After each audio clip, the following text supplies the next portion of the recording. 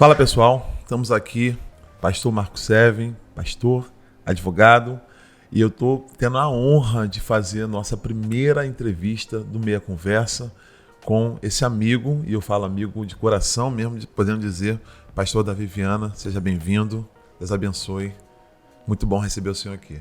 Prazer meu, Marco. É uma honra estar aqui, ser o primeiro a estar inaugurando esse quadro com vocês. Dizer que é uma alegria poder contribuir com tudo que Deus está começando a fazer através desse programa. Gente, tem muita coisa para falar, muita coisa para aprender. A intenção também é a questão da descontração, né? Claro que num primeiro programa a gente fica às vezes assim meio apreensivo, mas com o desenrolar a gente vai soltando aos pouquinhos, e eu sei que tem muita coisa boa para falar, e eu sei que o tempo vai voar. Então eu quero aproveitar esse momento para pedir para você se apresentar, Davi, falar um pouquinho quem é você, o que você faz. Davi Viana. O Viana, na verdade, não é o meu nome. Viana é o nome da minha esposa, mas eu adotei tanto em documento quanto também para a minha vida toda pessoal. Eu nasci em Serrolândia, Bahia, e sempre que eu lembro de onde eu vim de um vilarejo chamado Maracujá. Nem no mapa existe, Marco. Nunca ouvi falar. E eu fico pensando, às vezes, olhando para o mapa do estado da Bahia e lembrando de pode vir alguma coisa boa de Nazaré.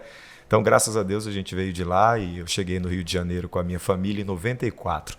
Conheci a Cristo aos 14 anos de idade. De lá para cá, a gente vem desenvolvendo o ministério na pregação da palavra. Hoje, por graça e misericórdia, sou formado em teologia, também formado em história, e o Senhor tem nos dado a graça de poder contribuir com a igreja no crescimento teológico e histórico. Muito bom, mas eu ouvi você pregando na minha igreja, contando um pouquinho da sua conversão. Vai, fala um pouquinho, que foi uma coisa bonita, e como é que foi o processo de salvação da sua família? A minha conversão, eu primeiro costumo dizer que eu não escolhi Jesus, né? De fato, se cumpriu na minha vida, ele montou uma estratégia um tanto quanto hilária, porque eu fui para a igreja por causa de uma menina. Então, eu fui apenas interessado em conhecer uma garota. Com quantos anos? Eu tinha 13 anos na época. E aí, depois que eu frequentei um culto, 2, 3, chamei ela para uma conversa. E aí ela disse para mim que ela tinha sido, né, desde o ventre, nascido na igreja, e disse: meu pai nunca vai permitir a gente namorar porque você não é crente, você não aceitou Jesus. E aí eu perguntei para ela o que era aceitar Jesus, que eu nem sabia. Aí ela disse: quando o pastor faz o apelo lá na frente, quem quer aceitar Jesus, você tem que levantar a mão. E aí, automaticamente, eu falei: é só isso? Ela disse: é, só isso. Então, no próximo domingo, eu vou aceitar Jesus. E aí ela ficou na expectativa e eu levantei a mão. Mas levantei a mão realmente interessado em dar esse passo para ter a oportunidade de namorar. Então comecei a conhecê-la melhor depois que eu supostamente aceitei a Jesus. Só que, Marco, foi acontecendo na minha vida algumas coisas que eu não entendia. Eu comecei a frequentar a igreja, comecei a namorar a menina e com 3 meses eu já estava completamente envolvido, apaixonado pelas coisas de Deus. Foi quando eu comecei a entender que aquele tipo de namoro que eu tinha não era o que Deus queria para mim. E eu só tinha 3 meses de caminhada. E aí eu comecei a buscar muito em oração, comecei a sentir muita sede de Deus. E Deus me batizou com o Espírito Santo. Qual igreja que era? Igreja Batista Nova Filadélfia. Eita, já começou na Batista, você não batiza. Igreja Batista Nova Filadélfia. Ficava onde? Fica, né? Onde? Né? Na verdade, a igreja na época ficava aqui mesmo em Guadalupe, mas próximo ao SESI, né? Sim. Hoje ela está aqui no centro da Melhoral, o pastor Genival. O nosso presidente era o pastor Walter Barbosa Lima, que hoje dorme e descansa no Senhor. Então, com 3 meses, eu tive a experiência de ser batizado com o Espírito Santo, falar em línguas estranhas, e ali começou a despertar em mim coisas que eu nunca havia tido interesse. Como, por exemplo, eu odiava ler e comecei a estudar a Bíblia como um louco. Em 7 meses, eu li a Bíblia toda, querendo entender as Escrituras. Daí, Deus colocou no meu coração o quê? O desejo de romper com o meu namoro. Por quê? Comecei a desejar ir para monte, desejar ir para vigília, desejar... 13 anos. 13 anos. Comecei a desejar essas coisas. E ela era uma menina que tinha sua vida de igreja, mas não tinha essa sede. Então eu percebi que aquilo ia me atrapalhar. Eu rompi com aquele namoro e entrei de corpo e alma na presença de Deus. E aí, com 5 meses, eu desci as águas do batismo, decidi me batizar. E com 7 meses, eu já estava no púlpito da igreja, pregando o meu primeiro sermão para a igreja. Eu já tinha completado 14 anos. E ali comecei, com 14 anos, a pregar. Nisso, meu pai, minha mãe, toda a minha família, nenhum deles conheciam a Cristo. Meu pai era Ogã, lá na Bahia diz que é Ogã de corte, né? Então, a raiz do meu pai era essa raiz, né, dos cultos afros. A avó dele, minha bisavó, era dona do terreiro. E era uma situação muito complicada, porque eu não podia orar em casa. Eu não podia sequer abrir a Bíblia dentro de casa para ler. Então era um ambiente bem opressor para que eu pudesse desempenhar a minha fé em Cristo. Eram você, seu pai, Eu, sua mãe? meu pai, minha mãe e minhas 2 irmãs, a caçula e a mais velha. Sim. E aí, com essa sede, eu comecei a usar que estratégia? Esperar os meus pais dormirem e ir para a laje. A gente não tinha terraço, era só o céu sobre a minha cabeça, e eu passava a madrugada em oração em cima da laje e lendo a Bíblia com uma lanterna pequenininha. Quando o sol ia nascendo, eu descia para a cama e me cobria para os meus pais não perceberem que eu tinha passado a madrugada fora de casa, mas em cima do terraço. E Deus começou a falar comigo, eu comecei a ter experiências, entende? De anjos aparecendo para mim dentro do quarto, entende? Quando eles saíam e eu começava a orar, Deus começou a falar comigo algumas coisas, o que eu tinha que fazer para que a minha família fosse salva. Então, se você sentar com as minhas irmãs ou com a minha mãe, elas vão poder contar de quantas vezes que elas, pela madrugada, acordavam e me viam lá de joelhos, chorando e fazendo aquilo que a gente acha mais importante, que é o devocional. E a partir disso, eu comecei a perceber a manifestação de Deus na minha casa. Meu pai e a minha mãe começaram a ter experiências de cura dentro de casa, através da minha vida. E aí as portas foram se abrindo para que eles começassem a me pedir oração e começassem a conhecer o Cristo que eu conheci. Hoje, graças a Deus, né, minhas 2 irmãs são salvas, conhecem a Jesus, minha mãe conhece a Cristo, meu pai hoje dorme no Senhor, porque eu consegui ganhá-lo também para Cristo. E esse é um pouquinho daquela minha história que eu contei na sua igreja. Pois tem aquele livro lá, como é que foi o livro que você escreveu? O livro nasceu exatamente em um momento muito ruim, muito doloroso. Qual o nome do livro? A Morte Não é o Fim. Isso. Esse meu livro, na verdade, nasceu depois que o meu pai adquiriu a enfermidade. A gente descobriu que meu pai estava com câncer e nessa fase de tratamento, durante toda a fase dele, o Espírito Santo encontrou uma forma de ministrar o meu coração e de falar comigo coisas que eu já sabia, mas de forma teológica. A gente sabe que a morte não é o fim. Quando a gente estuda teologia, a gente sabe que a vida eterna é uma realidade. Só que, infelizmente, às vezes a dor, a tristeza, tira os nossos pés, entende, do chão e a gente perde um pouco da noção do que está escrito nas Escrituras. Então, um dia Deus falou comigo, eu estava lavando louça, eu não esqueço. Lavava louça e chorava, lembrando da situação. Meu pai perdendo peso, entrando naquela fase complicada que o câncer, né, causa. E eu ouvi a voz do Espírito Santo muito forte falar essa frase comigo. Davi, a morte não é o fim. E aí eu ouvi aquilo por 3 vezes. E eu perguntei ao Espírito Santo por que ele estava me dizendo aquilo. Aí, de repente, ele falou o subtítulo. Ele disse, eu vou te mostrar como é do outro lado. E aí eu, na hora, corri para o escritório e eu achei que eu tinha que escrever. Eu escrevi, a morte não é o fim, descubra como será do outro lado. E aí eu abri a Bíblia, Marco, e comecei a estudar os textos escatológicos que falam sobre o estado intermediário. Para onde vai a alma, se ela é imortal ou não. Aquele sono, o dormir no Senhor, é de fato um sono para a alma ou é o sono do corpo que a Bíblia se refere? Eu comecei a entrar fundo na pesquisa sobre o estado intermediário dos mortos. E aí o Senhor, no fim, me fez colocar tudo no papel em forma de esboço. E ele disse para mim, eu estou consolando você, te entregando uma mensagem, mas você precisa passar isso para a igreja. Então eu entendi que aquilo seria o primeiro livro. E eu já tinha 5 livros rabiscados em rascunho no meu computador. E eu sempre achei que um deles seria, né, lançado logo em breve. E de repente Deus me deu esse no momento de dor. Tenho colhido inúmeros testemunhos de pessoas que têm sido impactado e consolado por Deus por causa da verdade escrita desse livro. Me consolou e também está trazendo esperança para muita gente. Imagino você tendo que enterrar o seu pai, mas tendo esse consolo, porque a Bíblia fala, né, que agradável é aos olhos do Senhor a morte dos seus santos, né? Mas a morte é uma quebra, né? Deus não fez o homem, né, para morrer. A morte é uma separação e eu já tive que vivenciar situações de lidar com pessoas que, quando a pessoa da família morreu, a primeira palavra que ela falou foi: Deus me tocou, o Espírito Santo visitou minha casa e mandou fazer conserto com ela. Só que eu fui duro, ou eu fui dura, e eu não quis, e agora eu não tenho mais oportunidade de falar. Porque o problema é a pessoa que conhece.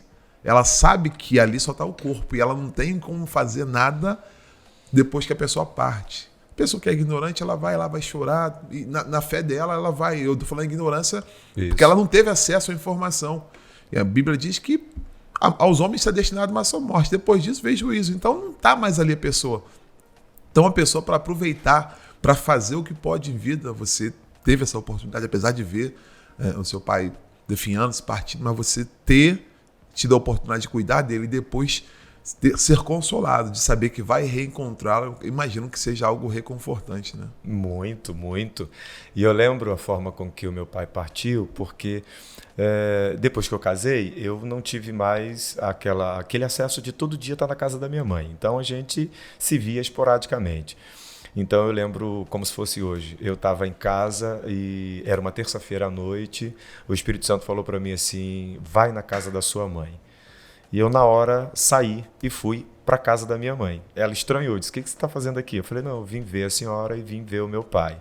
Algo que eu não fazia. Então, eu cuidava dele durante o dia, à noite eu ia para casa. E ela ficou me olhando, estranhou eu estar ali à noite. Eu também não entendi o porquê, mas fui. E aí ela disse: que bom que você veio, preciso de alguém para pagar uma conta para mim. Era umas 7 horas da noite. E aí eu ia sair para vir no shopping, pagar a conta. Quando eu cheguei no portão, o Espírito Santo disse: volta e ora com o seu pai. Ele já não andava mais, estava na cama, e eu deitei do lado dele e comecei a orar com ele. E as minhas últimas palavras, depois de orar com ele ali, chorar com ele, ele só gemia, via ele derramando as lágrimas. Eu disse: pai, eu te amo, independente do que acontecer, um dia a gente se vê novamente. Marco, eu saí dali e fui para casa. Não deu 1h30, o Espírito Santo disse: sua irmã mais velha vai te ligar. E ela vai dizer: ele não resistiu. Não deu o tempo que o Espírito Santo falou. Meu telefone tocou. Quando eu olhei a foto da minha irmã mais velha, eu perdi as forças da perna, segurei aonde eu estava e quando eu disse alô, ela disse: mano, papai não resistiu, vem para cá. Então Deus preparou tudo, preparou meu coração, preparou o coração da minha família e Deus nos deu todas as oportunidades de ser consolado. Agora, essa revelação bíblica que ele me deu de que meu pai só ia fazer, de fato, uma mudança. O Espírito Santo, enquanto eu escrevi o livro, disse: o seu pai só vai voltar para casa. E você tem que fazer o possível e o impossível para encontrá-lo também do outro lado. Então, um dia você vai saber que valeu a pena todas as orações, todos os jejuns, todas as guerras que você travou com o diabo para que a sua família fosse salva. Então, biblicamente, infelizmente, tem gente que acha que morreu, acabou. Esse era o pensamento do meu próprio pai e da minha família. Então, de acordo com o desenvolvimento do livro, eu pude também esclarecer para todos eles que, biblicamente, a vida ela é espiritual e não apenas biológica. Então, a partir do momento que essa vida física, biológica, ela acaba e o corpo vai para o pó, a alma ela não dorme biblicamente. O texto mais claro e irrefutável sobre isso é Lucas, quando nós temos o texto do rico E a Bíblia identifica Lázaro. E aí tem aquela discussão se é uma parábola, se não é uma parábola. E eu sempre costumo dizer que, para mim, não é uma parábola. Mas mesmo que seja uma parábola, a gente tem ali claramente o ensino irrefutável do que acontece depois da morte. Porque eu costumo dizer o quê? Que uma parábola não é uma mentira. Uma parábola não é uma fábula. Uma parábola não é um conto. É apenas um método exemplificativo. Então, mesmo que os dois homens sejam exemplos, a realidade da história é para comunicar o que acontece no pós-morte. Então, os textos são claros, dizendo que os dois foram sepultados, só que os anjos vieram e levaram Lázaro para o paraíso, o seio de Abraão. O rico é sepultado e sua alma está no inferno. Isso é irrefutável. Jesus não está mentindo sobre o estado da alma após a morte. Então eu sei com muita clareza que hoje o meu pai descansa no Senhor e é consolado na presença de Deus do mesmo jeito que Lázaro também no texto bíblico era consolado. Imagino que isso faça uma grande diferença em duas coisas.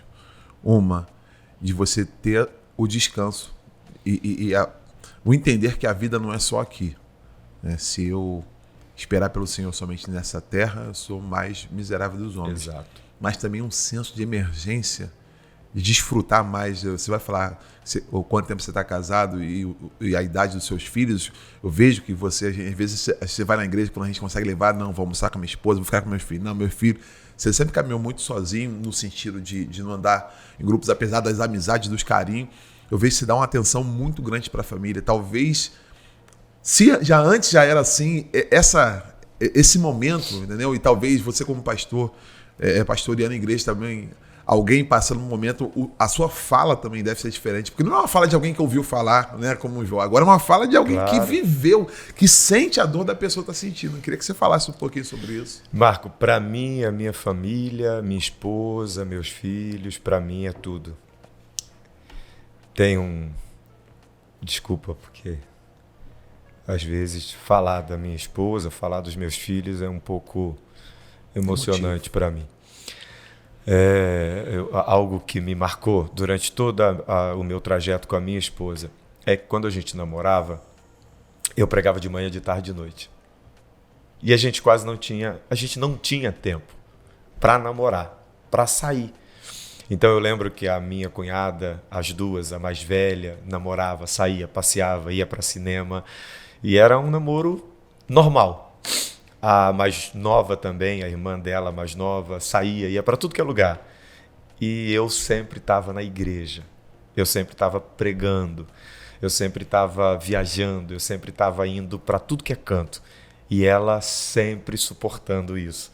E um dia ela disse para mim assim, poxa, filho, a gente não sai direito, a gente não vai num cinema direito, a gente não vive junto direito, a gente nem tem tempo quase para namorar, para fazer as coisas que um casal normalmente faz.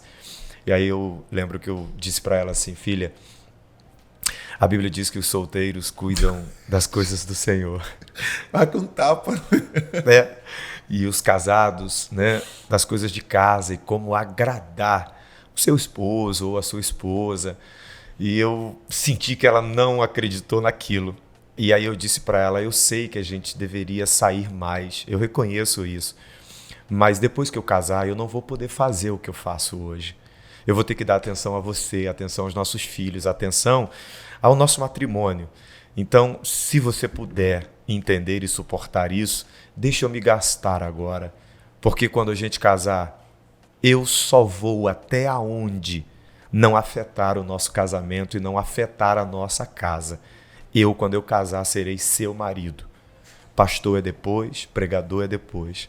Ela não acreditou, mas eu vivi intensamente, enquanto era solteiro, o ministério da itinerância, sabe? E sofremos como um casal de namorados por estar, às vezes, muito afastado. Mas quando nós casamos, eu realmente decidi cumprir as Escrituras.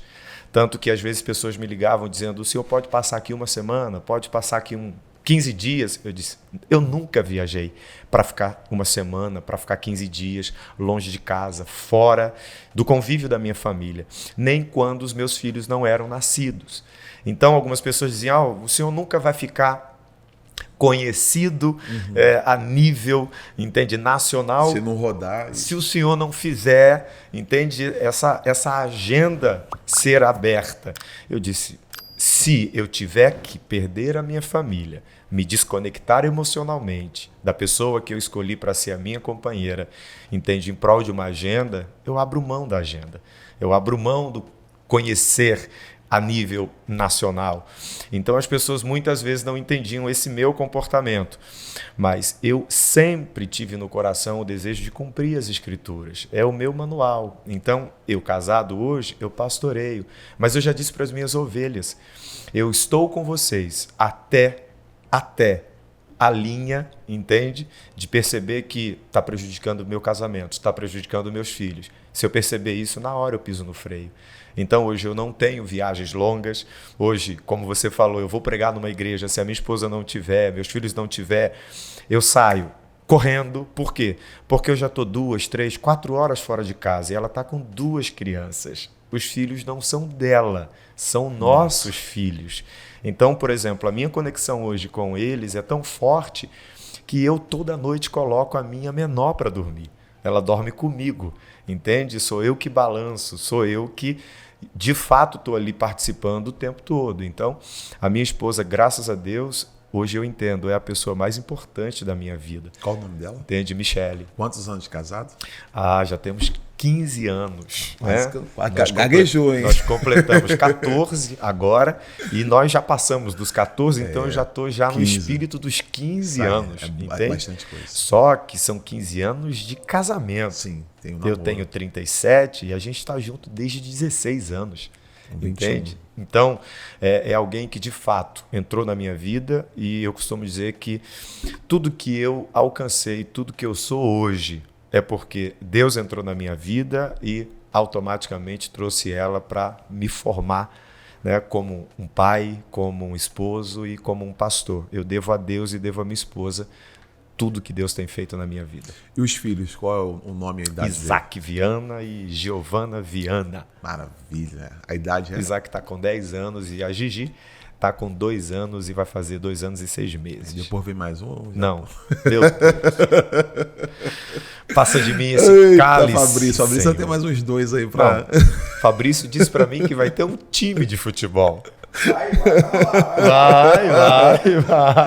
Um time de futebol. Esse gosta de trabalhar. Só Jesus, mas vamos lá. Fala, pode falar. Não deixa ele se ouvir isso. Daqui a pouco, quando ela vira a transmissão, vai gostar muito. Meu pastor, a gente tem tanta coisa para falar, mas é o que eu falei. O tempo, ele vai e eu quero ouvir. Claro, o problema é dele, depois ele se vira. Não, depois ele se vira. O que acontece? Quando você falou a sua história, sua bisavó, né? Seu pai, sua avó ou bisavó? Minha bisavó. Bisavó. Isso. Seu pai, tudo mais, sua família por completo. Cai naquela passagem, né? Naquele pensamento bíblico sobre o Senhor ter sido escolhido. Parece que alguma coisa tinha de diferente no Senhor. O Senhor foi escolhido ou o Senhor escolheu? Você já entendeu onde eu estou indo parar, mas fala aí. Não, na minha consciência, eu fui escolhido. A graça me alcançou. E eu acredito de uma forma plena que existe uma cooperação. A partir do momento que a graça de Deus nos alcança, ela nos condiciona também a tomar uma decisão em relação a reconhecer ou não Cristo como nosso Salvador. Então, eu acredito muito, entende, que Deus nos escolhe, mas automaticamente espera do homem a decisão para aceitar ou não essa escolha. Não acredito, entende, que a graça de Deus seja irresistível, porque nós temos muitos textos bíblicos que provam que o homem pode resistir à graça de Deus. Se ouvires a voz do Senhor teu Deus, não endureçais o vosso coração, como Israel fez no deserto. Então eu acredito que muitos outros textos, o próprio Jesus, ele vai deixar claro no convite universal à salvação. Ele diz, aquele que quiser vir após mim. E aí ele vai colocar cláusulas. Ele diz: negue-se a si mesmo, tome a sua cruz e siga-me. Então, aquele que quiser, deixa claro para a gente o quê? Que Deus espera que o homem reaja a essa escolha. A porta está aberta para todos. O texto áureo da Bíblia vai dizer: Deus amou o mundo, ele amou a todos. A manifestação da graça revelada no amor é para todos. Mas o que o texto continua dizendo? Ele amou o mundo de tal maneira que deu o seu único filho para que todo aquele que nele crê. Todo aquele que nele crê. Então, eu entendo de forma muito clara que é o Espírito Santo, sim, pela pregação do Evangelho, que age em nós, produzindo a fé salvífica.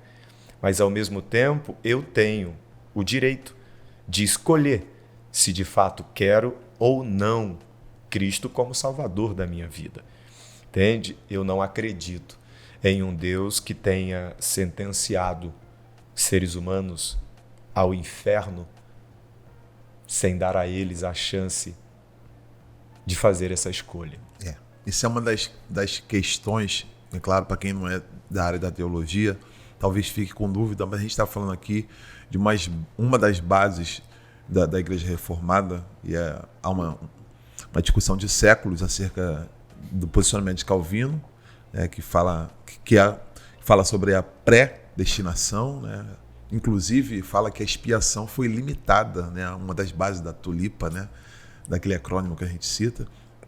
E nós entendemos que a palavra de Cristo fala que ele quer que todos sejam salvos. Então, são diversas referências, mas ao mesmo tempo tem versículos que, se nós lermos isoladamente, tem um pastor que fala: irmão, não altera o texto. Se esse texto está exaltando, destacando a soberania de Deus, pregue acerca da soberania de Deus. Exato. E se esse texto está falando acerca da escolha humana, da responsabilidade humana, fale sobre a responsabilidade humana. Porque, para mim, né, eu que sou advogado, é difícil eu falar sobre condenar alguém sem que essa pessoa seja responsável, tenha praticado alguma coisa condenável. Exato.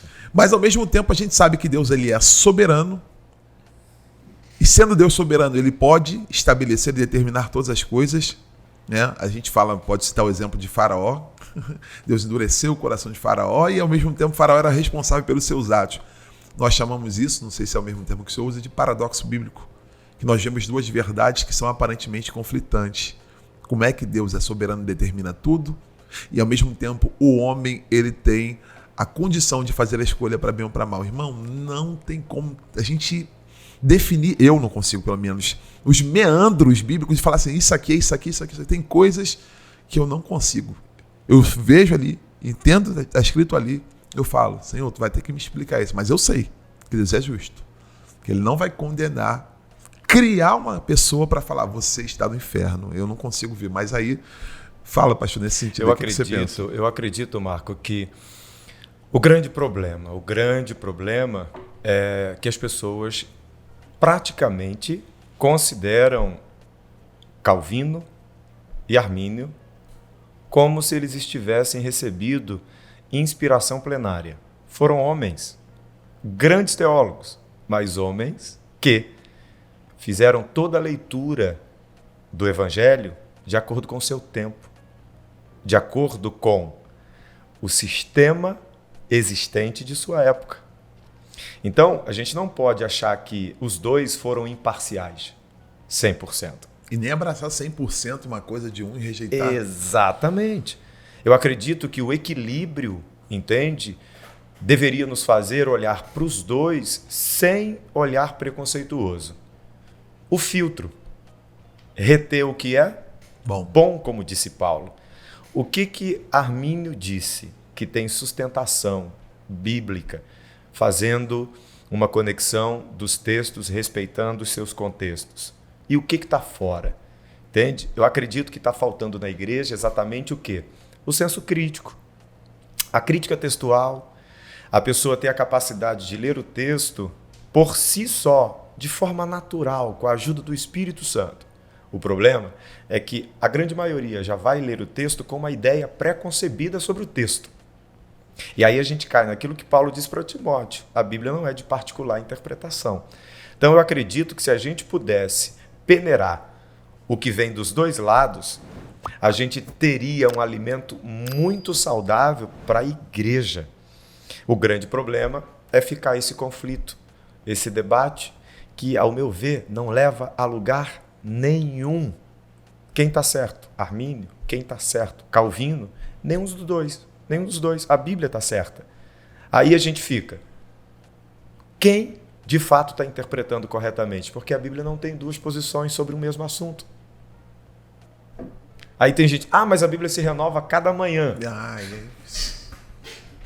Você está entendendo? Quando eu leio um texto, aquele texto ele é redigido com uma ideia central.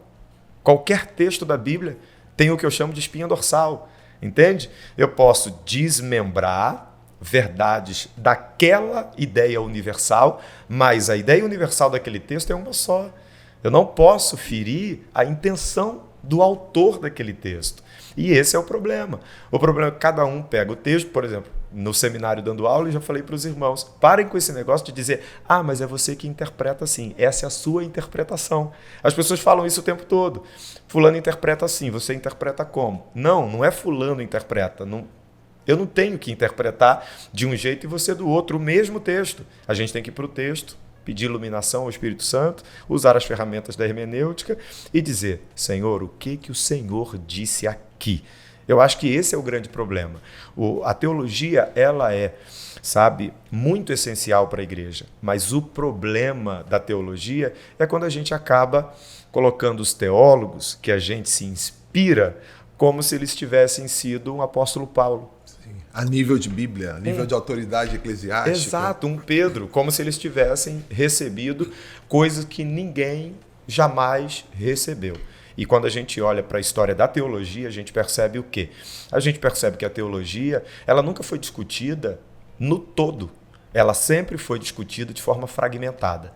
De acordo com que a igreja era atacada, Deus levantava teólogos que começavam a sistematizar aquela doutrina específica. E isso aconteceu ao longo da história, entende? Nunca a teologia ela foi sistematizada em um único século. Um pacote. Assim. Num pacote completo, entende? Então eu acho que a igreja tem que parar com esses debates enérgicos sobre quem está certo. E a gente tem que ir para a Bíblia e dizer quem é que está errado. É descobrir o que Calvino está dizendo que fere as Escrituras. O que Armínio disse que fere as Escrituras. Para quê? Porque se a gente abandonar o que está errado, a gente consegue entender que os dois tiveram coisas muito boas. Talvez não seja um caminho de... Existem coisas que não vão trazer edificação, que não vão acrescentar. Existem coisas que precisam caminhar no âmbito teológico, dentro de uma sala de aula, e que não precisam ir para o púlpito, talvez. Exatamente.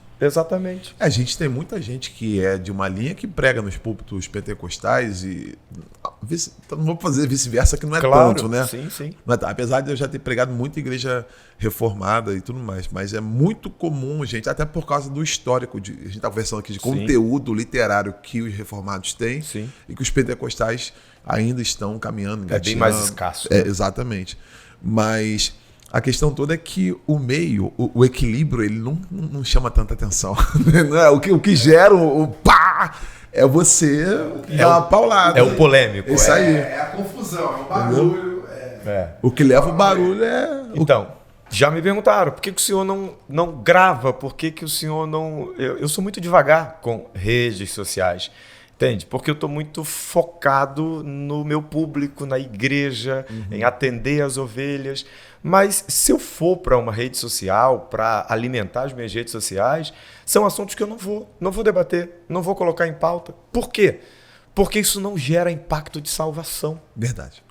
Entende? Não gera impacto. Mas normalmente é o que o pessoal pergunta. Exatamente. Então, é o que ganha like, é isso o que... aí. Entendeu? Então... Eu deixo isso para quê? Eu deixo para a sala do seminário. É o que o Fabrício está dizendo. Então, lá com os alunos, quando eu estou lecionando, a gente entra a fundo no assunto, a gente vai debater e pega o texto, a gente faz comparação.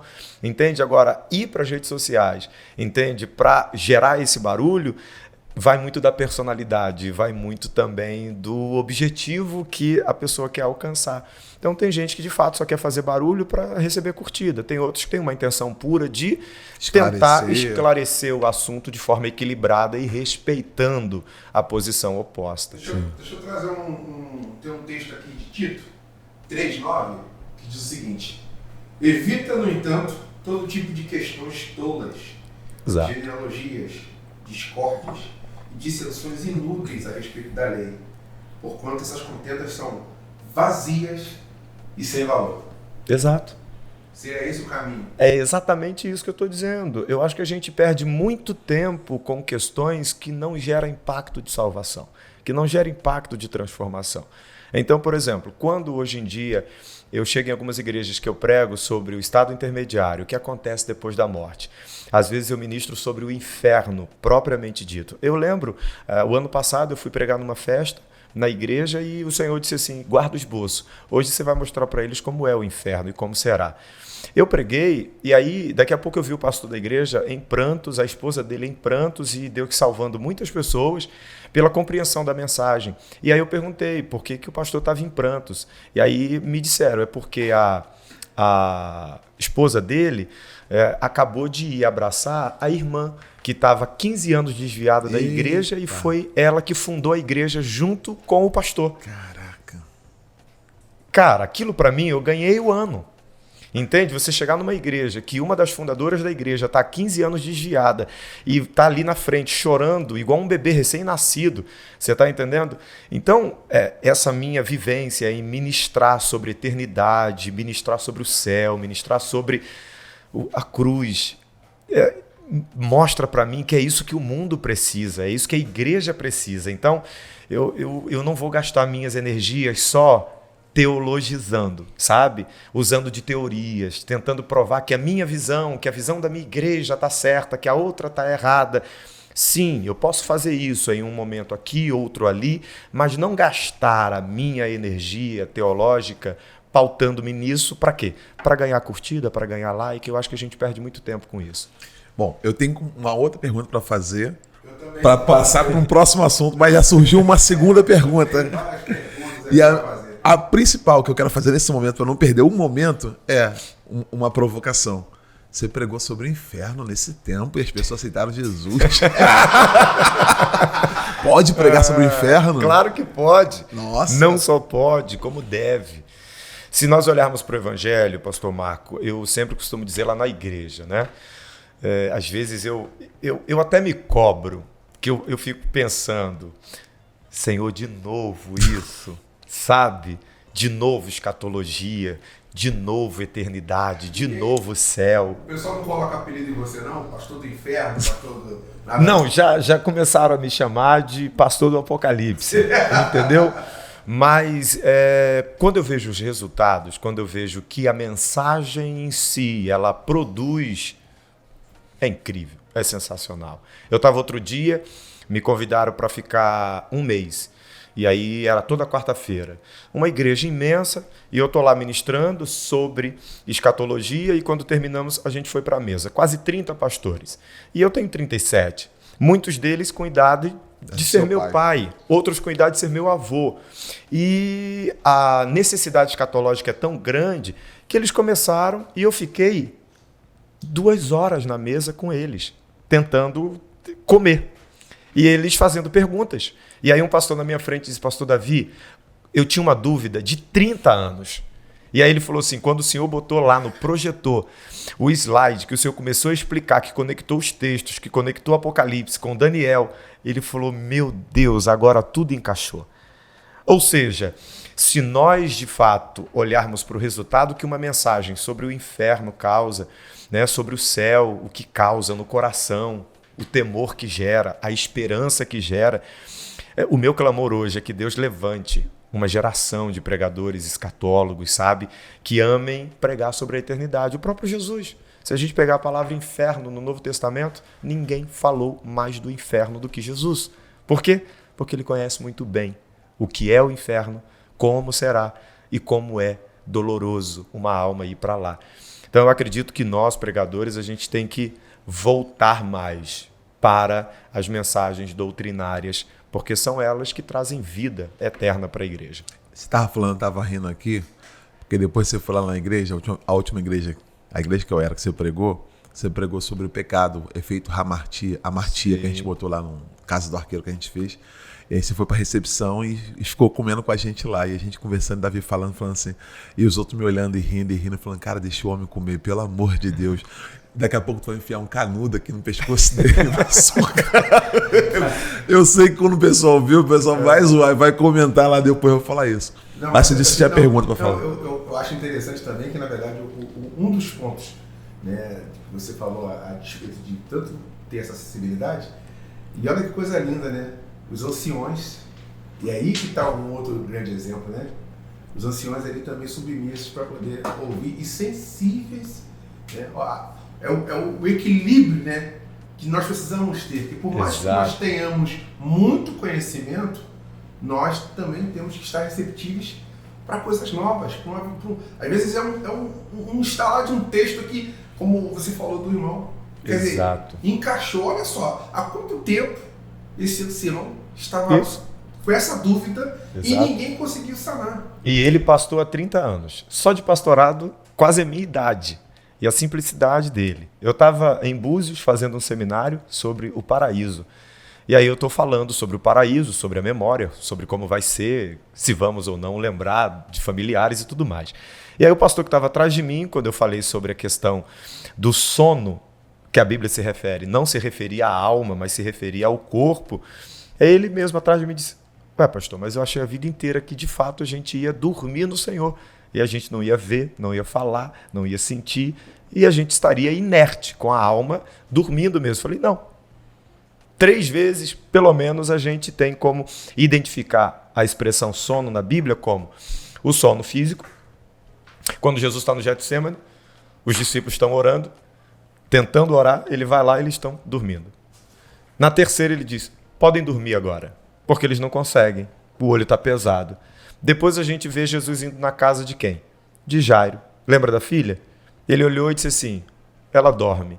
Só que ele não se referia à alma, ele se referia ao corpo. E todo mundo ri, porque sabia que a menina estava morta, fisicamente morta. Ele pega na mão e manda levantar. O outro texto, a morte de Lázaro. Quando Lázaro está morto, Jesus disse para os discípulos, Lázaro, nosso amigo, dorme. E aí os discípulos disseram em João 11, se ele dorme, então está tudo bem. Aí ele percebeu que eles não entenderam de que sono ele estava falando, e ele, é claro, diz, não, Lázaro morreu. Então ele está falando do quê? Da alma dormindo? Não, ele está falando do corpo. Aí algumas pessoas não entendem. Acha que quando a Bíblia diz que dormiu no Senhor, está se referindo à alma, que está lá num estado inerte, que não vê, que não fala, que não ouve. Só que a própria teologia diz que a ressurreição é o quê? É o despertar da carne. Então, quando eu sempre digo isso, vai num velório que vê o corpo de alguém ali, né, o semblante muito, mas muito tranquilo, a gente às vezes diz, meu Deus, parece que está dormindo. Ou seja, essa é uma linguagem a partir de quê? Do observador. A gente não está falando que a alma está dormindo, a gente está dizendo o quê? Que o corpo da pessoa parece que está dormindo. Então, a Bíblia, quando fala do sono, fala exatamente do sono do corpo e não da alma. E aí nós temos vários textos que mostram a alma completamente ativa depois da morte física. Então eu acho muito bacana quando a gente vai para o inferno ou quando a gente vai para o céu e leva a igreja a entender o que é, sabe, a eternidade, porque é disso que a gente precisa hoje em dia. Só para não ficar nenhuma dúvida nessa questão, você está dizendo que, pessoal, quando morre, o corpo dorme e a alma vai para onde? Imediatamente. Automaticamente, quando acontece a morte, o corpo vai para o pó e a alma do indivíduo, se ele é salvo, é conduzida. O texto é claro em dizer que quando Lázaro, em Lucas 16, morre, o mendigo é levado pelos anjos para o seio de Abraão, que é o paraíso. E a Bíblia diz que lá ele está sendo consolado. Se não há consciência, como ele pode estar sendo consolado? Não se consola alguém que dorme ou uma alma que está inconsciente. O consolo é um alento. Para quê? Para amenizar sofrimento. Tanto que o texto deixa isso claro no contexto. quando Abraão fala com a alma do homem rico no inferno. Lembra, traz à alma do homem o que é lembrança. Na tua vida na terra tu tiveste teus bens, e Lázaro apenas males. Agora ele está sendo consolado. Consolado por quê? Por causa das lembranças de dores que ele teve da vida na terra. E você está sendo atormentado. Então, quando a gente vai deixa esse texto de lado, porque ali nesse texto ele é tão claro e irrefutável, o rico está vendo Abraão, está falando com Abraão, está sentindo dor no inferno, lembra da casa do pai, sem o corpo, sem o cérebro. O cérebro é uma coisa, a mente, a memória é outra. A memória funciona fora, entende, do cérebro. Por exemplo, eu até coloco no livro as experiências EQMs, as experiências de quase morte. Os médicos hoje conseguem provar que pessoas que tiveram, entende, a morte atestada no laudo depois de 1 minuto, de 40 segundos, 1 minuto e meio, voltaram à vida e relataram que naquele período em que o coração parou, a mente, o cérebro parou, dentro daquele período, eles viram os médicos tentando ressuscitar, relataram o que os médicos conversavam na sala, entende? E os médicos não sabem explicar como eles podem ter uma experiência de memória e voltar à vida em um período em que estavam, né, tendo o laudo ali de que morreu. Eles não sabem. A gente sabe. A gente sabe que a mente, a memória é uma faculdade da alma. O cérebro funciona conectado a ela apenas para dar ao homem, fisicamente, biologicamente, a consciência dessa existência. Então a gente percebe que o rico está lá sem o corpo, mas a alma dele lembra do pai, lembra que tem 5 irmãos, ele lembra de tudo.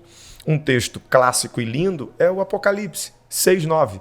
João diz que vê as almas dos mártires embaixo do altar de Deus e eles estão clamando, pedindo por justiça. Eu já vi gente dizendo que esse texto eles estão pedindo vingança.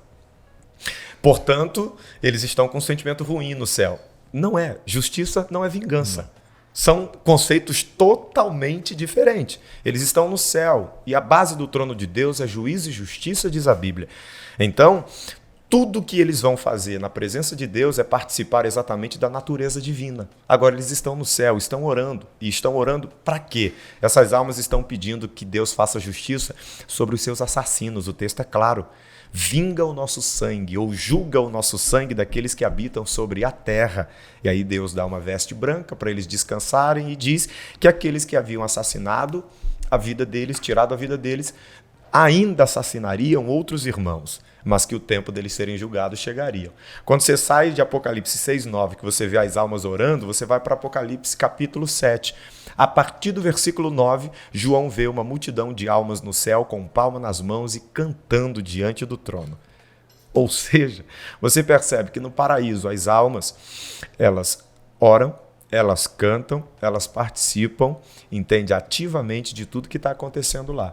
Então essa ideia de que morreu, acabou, morreu, dormiu e só vai despertar quando o corpo ressuscitar, a Bíblia não sustenta isso. Se a gente fizer um estudo detalhado sobre que sono é esse que o texto se refere, aquilo que você disse.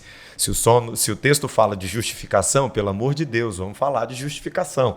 Então se a gente fizer de fato uma exegese, uma hermenêutica com responsabilidade, a gente vai entender que o sono que a Bíblia se refere, usando a expressão dormiu no Senhor, nunca se refere à alma dormir, mas ao corpo descansar para esperar o momento de despertar na ressurreição. Eu tô doido para entrar nesse assunto, cara. Mas se a gente entrar, vai encerrar só nesse tema. São vários podcasts. Vai encerrar só nisso. Nós já estamos com 50 minutos. A gente está chegando. Já? Eu tô aqui, cara. Eu não sei nem o que eu faço. Eu vou embora. Eu vou brigar comigo. Vou nem passar nisso. Depois a gente vai e marca um só para isso. Beleza? Isso aqui é maravilhoso. E não tem material desse. Não. Quem quiser, vamos fazer o seguinte, tá? Quem quiser que nós façamos um podcast voltado para... vamos colocar um nome assim, Meia Conversa, Fim dos Tempos.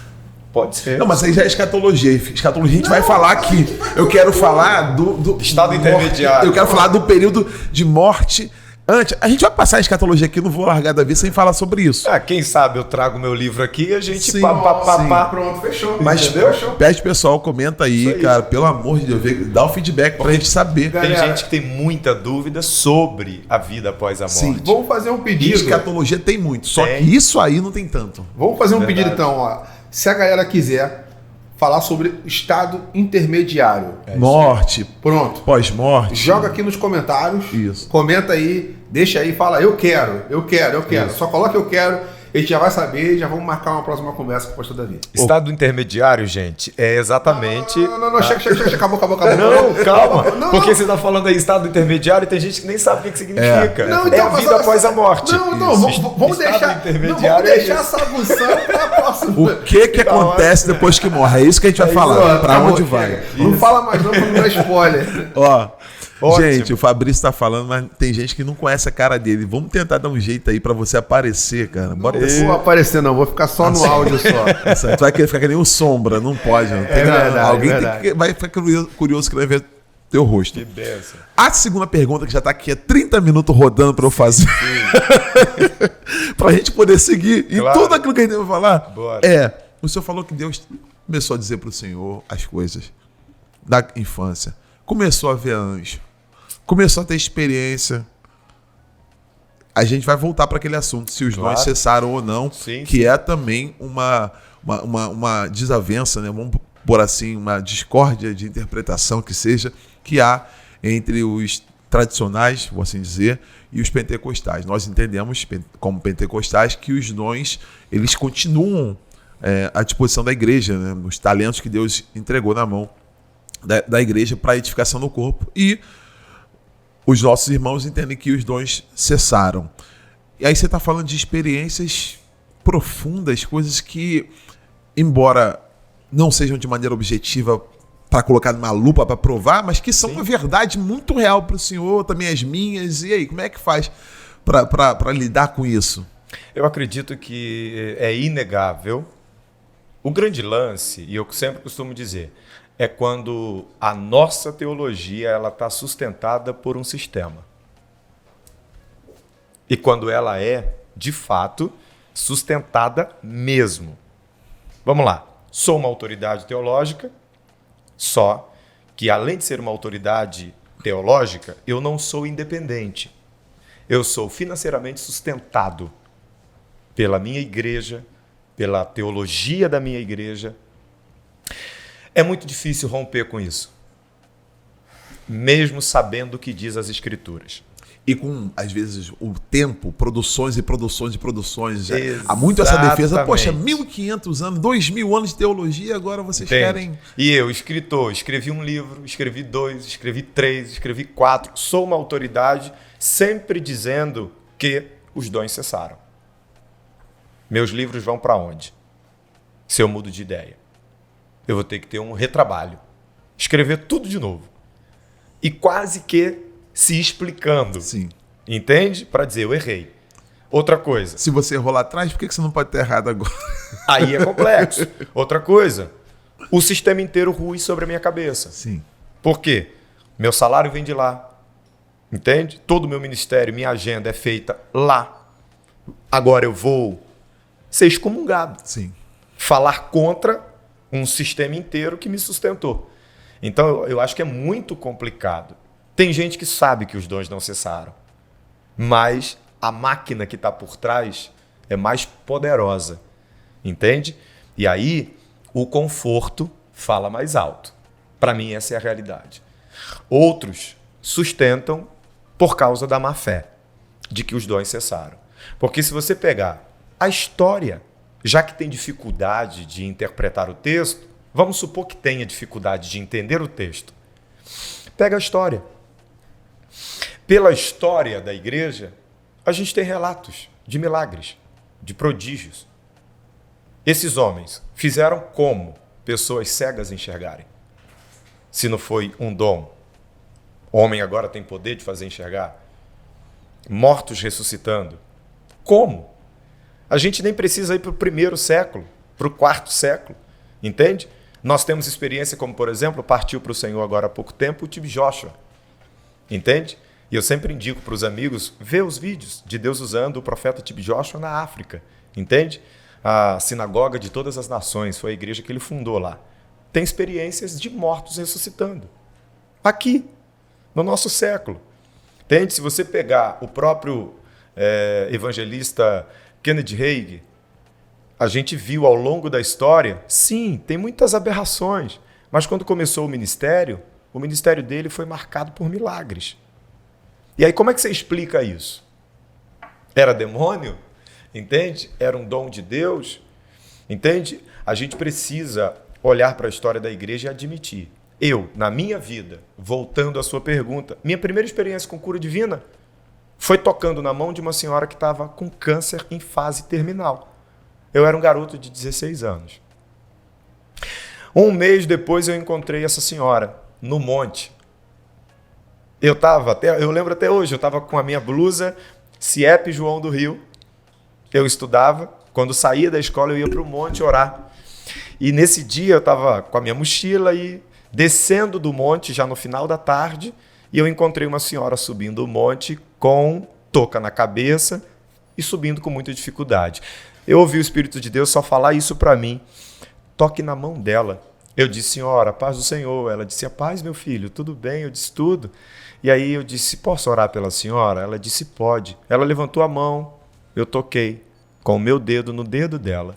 E eu disse, receba a cura no nome de Jesus. Eu não fechei o olho. Eu não botei a mão na cabeça dela. Eu não fiz aquela oração pentecostal. Sim. Eu senti que era Deus que estava mandando. E ele ia se responsabilizar. Eu toquei. Um mês depois eu encontrei ela no monte de novo. E ela veio, ela me reconheceu, eu não sabia quem era ela, porque ela já estava sem a touca, e cantando com os irmãos. Ela disse, você não está lembrado de mim, não? Eu falei, não, senhora. E ela me viu com a mesma roupa, com a mochila da escola. Ela disse, eu sou aquela senhora que há um mês e pouco atrás você encostou o dedo no meu dedo e disse, receba a cura. Ela tirou da bolsa os laudos e ela disse, eu estava em fase terminal. Eu estava vindo aqui entregar ao Senhor a minha vida. Eu achei que era a última vez que eu ia subir o monte. E ela contou várias histórias. E ela disse, daquele dia em diante, eu nunca mais senti dores. Eu comecei a sentir a cura e hoje eu estou aqui. Então, eu já vi Deus fazer isso. Lá na igreja onde eu congrego, eu já vi Deus usando o meu pastor para cego enxergar, paralítico andar. Sabe? Então essa história de que hoje Deus só cura dorzinha de cabeça, os milagres, sabe? Sinais, prodígios estão aí na história da igreja, já que se tem dificuldade de interpretar o texto, de crer no que está escrito, vamos olhar para a experiência, vamos olhar para a história, para a realidade, para o que está acontecendo. Não dá para negar que o Espírito Santo está inflamando o coração da igreja. Eu costumo dizer que o grande problema não é que os dons cessaram, é que as nossas prioridades mudaram. Está aí o X da questão. Se nós olharmos para o espectro da igreja primitiva sobre devoção e olharmos para a igreja hoje, a gente comparar a devoção da igreja primitiva com a devoção da igreja odierna, a gente vai perceber que nós somos uma vergonha a nível de devoção. O quanto se ora hoje, o quanto se jejua hoje. Você está entendendo? A oração e o jejum era uma prática natural na igreja primitiva. Hoje você pergunta quem é que jejua uma vez no mês, 24 horas. Talvez você não encontre um crente, talvez você encontre um pastor, uma irmã do círculo de oração que faz um jejum de 24 horas, que consegue fazer. Agora, a igreja primitiva era o tempo todo orando e jejuando, para tudo que faziam. Até para escolher missionários, orava e jejuava. Entende? Então, eu acredito que a diferença não está em os dons sumiram, está em prioridade. A igreja parou de buscar e de se devotar. E quando a gente para de buscar, de orar, de jejuar, de viver as Escrituras, automaticamente as manifestações dos dons vão cessando. Não porque o Espírito Santo não está agindo, mas por falta de devoção. Entendi. Você falou sobre dons de poder, né? Dons de cura, dom de operações de maravilha e dom da fé. Mas, como a gente fala de dons no sentido amplo, sim, são 9, tem os dons vocais também que a gente vê claro, o tempo todo. Eu sei que estão numa fase, uma época que a gente vai falar sobre isso lá no final. Bem complicada. Mas também não é meio que inegável quando Deus ele toma alguém para trazer uma revelação acerca do que ainda não aconteceu ou daquilo que é oculto e ninguém sabe. Eu sempre costumo dizer que na palavra da ciência, né, algumas pessoas confundem a palavra da ciência com a palavra da sabedoria. A palavra da ciência, que é esse dom, né, de Deus revelar. A gente usa muito a revelação, né? Dom de revelação. Mas é a palavra da ciência. E aqui dentro da palavra da ciência, eu sempre costumo dizer que a gente tem que ficar atento com o quê? Eu oriento as minhas ovelhas. Você quer saber se Deus está falando? 3 pontos importantes. O primeiro, Deus nunca, numa revelação ou em uma profecia, vai contrariar a máxima revelação que é a sua palavra. Então, muita atenção. Falou alguma coisa na revelação ou na profecia que fere o texto bíblico, não é Deus que está falando. Segundo ponto, eu sempre costumo dizer, tem que existir ciência. O quê? A capacidade de entrar no que Daniel chama de profundo e escondido. Por exemplo, a maioria hoje, quando se fala de revelação, fica no superficial. O que eu chamo de superficial? No migué. Dando nome, não que Deus não fale nome. Sim. Deus diz para Ananias, vai à rua chamada direita, deu o nome de Saulo. Deus conhece tudo, nome de rua, de CPF, tudo. Só que isso não prova que Deus está falando. Por quê? Porque o diabo também sabe o nome da rua que eu moro. Verdade. Inclusive o número da minha casa. Sim. Sabe o meu nome, o meu RG. E é só dar um Google. Quem fez concurso público, o RG está lá no Google também e o CPF. Então, tem gente que, quando vê o dito profeta falando o nome, ou o nome da rua, ou o nome de um familiar, já começa a chorar. Como se Deus estivesse falando ali. E nem sempre é Deus, pode ser um espírito de adivinhação. Então, o que prova que Deus está falando? É exatamente o que Daniel disse. E quando Daniel diz que Deus conhece o profundo e o escondido e com ele mora a luz, qual é o contexto? O contexto, resumindo, que o rei pede para que o sonho dele seja interpretado. Os magos diz, lá no capítulo 2 de Daniel. Ninguém nunca pediu isso. Conta o sonho, que a gente diz o que significa. O rei diz, não, vocês estão procurando ocasião para inventar uma interpretação. Eu quero que vocês me digam o que eu sonhei. E me digam o que significa. Aí eles piram e diz, não, o que o rei está querendo, só os deuses podem dar. E os deuses não moram com os mortais. E aí aquela ordem diz, mata todo mundo. Daniel fica sabendo e diz, não, diga a ele que a gente vai dar o que ele quer. Uau! Ele acabou de ouvir, o rei teve um sonho, não disse qual é o sonho, mas ele disse que o sábio tem que dizer o que ele sonhou e tem que dizer o que significa. Ele disse, peça tempo a ele, que eu vou dar a ele o que ele quer. Daniel vai orar com os amigos e Deus reproduz o sonho de Nabucodonosor numa visão. Então, quando ele chega lá, que ele conta em detalhes o sonho, Nabucodonosor cai de joelhos. E aí Daniel diz, com ele mora a luz. Ele conhece o profundo e o escondido. Então, eu sempre digo, Deus, quando quer de fato falar, ele vai entrar no profundo e no escondido. Ou seja, naquilo que o diabo não sabe, naquilo que está dentro do teu coração, naquilo que está na tua mente. Jesus fazia isso o tempo todo. Só que a gente às vezes não consegue identificar os dons em Jesus. Só que o texto muitas vezes diz, e ele, sabendo o que havia em seu coração, o tempo todo os evangelhos dizem isso, que Jesus decifrava o coração de quem estava à sua volta, que ele entendia a intenção da mente deles. Isso é o quê? É a capacidade de entrar pela palavra da ciência no profundo e no escondido, aonde o diabo não entra. Outra coisa que eu digo para as minhas ovelhas, tem que ter predição. Porque não é só a questão de não contrariar as escrituras, de entrar no profundo e no escondido, mas tanto em Daniel como nos outros profetas, qual era a garantia? Se eu falar na boca de um profeta e a palavra se cumprir, eu falei. Se não se cumprir, o tal profeta, na sua presunção, falou. Eu não mandei falar. Então, é Deus, no presente, trazer o futuro e dizer, amanhã vai acontecer isso, mês que vem vai acontecer isso, daqui a um ano pode esperar. Eu vou fazer isso e isso. Quando chega lá, no dia que Deus falou, na data marcada, no tempo estipulado, acontece. Aí você tem a prova. Deus realmente falou. Então hoje, o que eu vejo? Nessa manifestação de dons vocais, profecia, entende? A própria palavra da sabedoria, a palavra da ciência. Dentro da palavra da ciência eu vejo muita coisa que parece mais adivinhação, porque fica sempre no óbvio. Por exemplo, eu já vi gente, no meio de uma revelação, falar do filho que morreu. E a mulher entrar em desespero, relembrando o filho que foi assassinado. Você vai me desculpar? Eu não creio num Deus que está trabalhando para curar a ferida da alma de uma mãe e ressuscita a dor, só para provar que é Ele que está falando. Deu para entender? Então tem muita coisa. Agora vai uma lenha de eucalipto cheia de álcool nessa fogueira. Qual é o propósito de falar o CPF, meu amigo? Me diz aí, qual é o mistério? O CPF tem algum segredo? Rapaz, eu não sei. Bora. Com muita sinceridade. Joguei pro alto e saí correndo. Com muita sinceridade, eu não sei. Mas eu acredito que essa questão de falar um número, entende? De falar um nome. Desculpem os irmãos, eu vou falar. Eu creio, já repeti, eu creio que Deus pode falar um nome, eu creio que Deus fala o nome da rua. Eu já dei aqui o exemplo do texto bíblico. Deus mandando ir na rua direita e deu o nome de Saulo, que depois mudou para Paulo. Só que a questão não é essa, a questão é ficar só em torno do RG, do CPF, ficar só em torno de uma desgraça que aconteceu, ficar repetindo e falando coisas que o diabo sabe. Pode ser um espírito de adivinhação.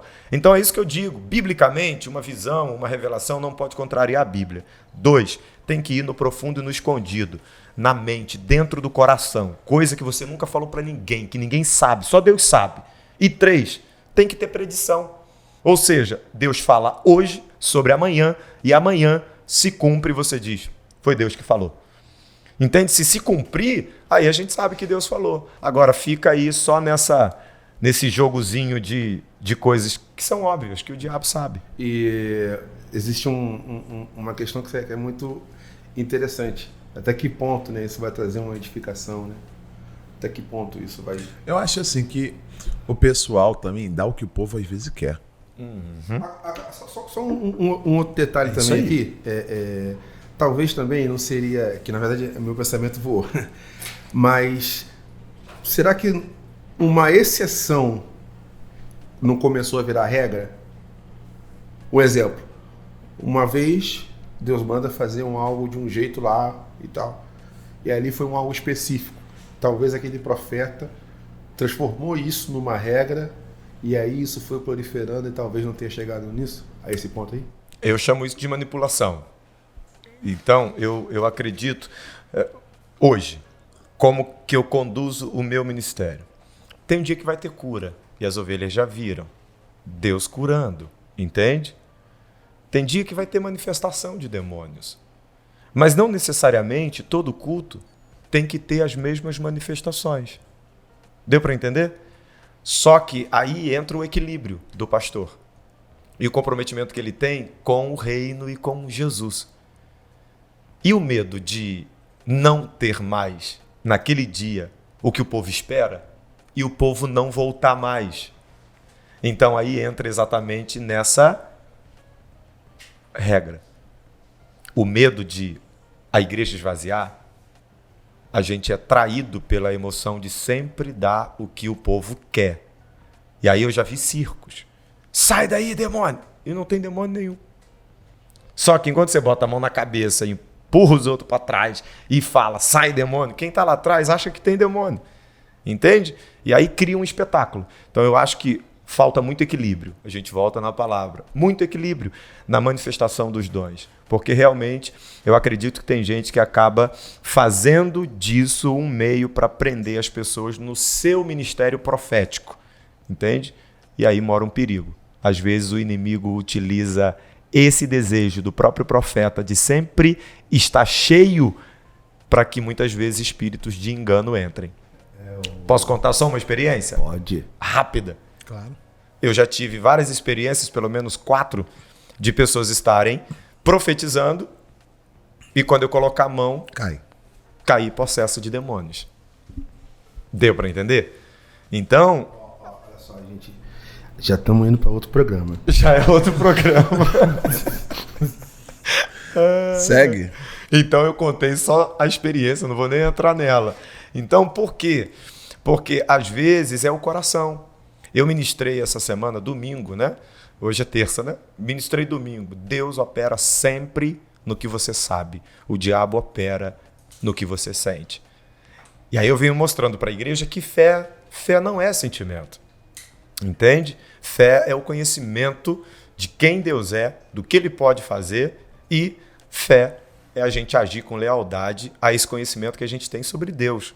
E aí eu vim explicando para a igreja exatamente isso e mostrando para eles que a gente tem que tomar cuidado com o nosso coração.